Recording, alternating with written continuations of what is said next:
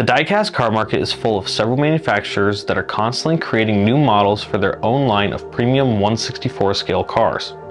Many companies have been consistent in producing the same quality models for several years without branching out to new markets. Hot Wheels, on the other hand, just opened the door to a new market where they can now reach collectors at every level.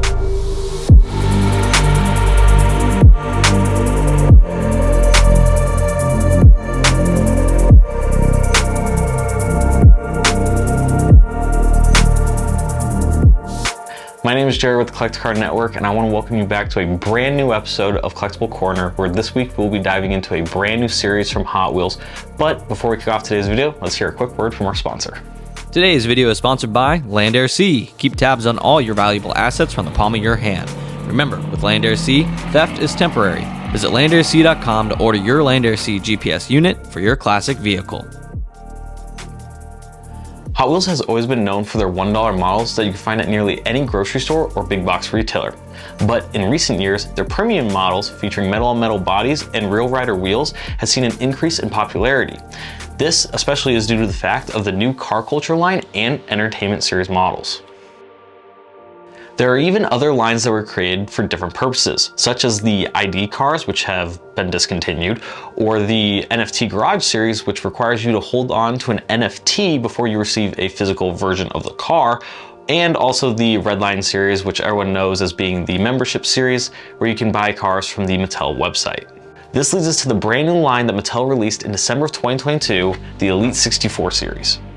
Some notable features about the Elite64 cars is that they retain the metal-on-metal bodies seen on the premium cars, as well as rubber wheels and waterslide decals.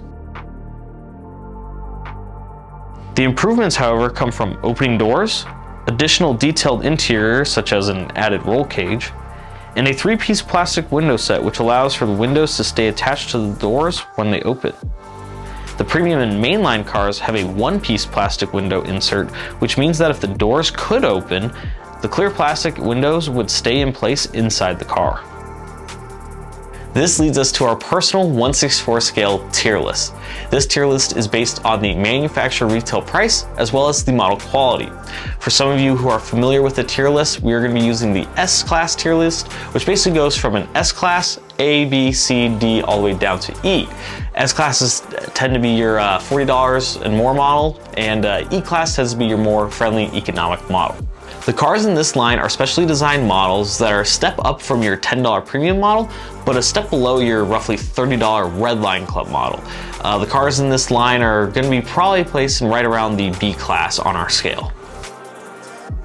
This beautiful model is based on the real-life 1955 Mercedes 300 SL that competed in the 1,000-mile Mille Miglia sprint in 1955. For this race, cars with a smaller displacement would start the race first, and then it would eventually work its way to the faster cars with a larger displacement. This Mercedes is number 417, meaning the car's departure time was 4:17 a.m. and the race winner, sporting number 722, had a departure time of 7:22 a.m. The driver John Finch and his navigator Kurt Gazelle finished the race after 11 hours, 29 minutes, and 11 seconds and placed 5th overall. So why is a 5th place finish significant enough for a model car to be made after it? Well, that's because this vehicle actually finished 1st overall for its dedicated sports car class, with 2 other Mercedes 300 SLs finishing right behind it in 2nd and 3rd place for their dedicated class. Now that we're at the end of this video, we are going to be rating this model on my own personal rating scale. There are going to be 4 categories that we're going to be looking at for this car. That is the price, quality, features, and packaging. The price of this model new was $20 plus $5 shipping, which is a very reasonable price point when comparing the model to other brands. I do, however, think they could have gotten it a little closer to $15 so that it didn't compete with the Redline models. Because of this, I give it a 4 out of 5 stars when thinking about the bang for your buck.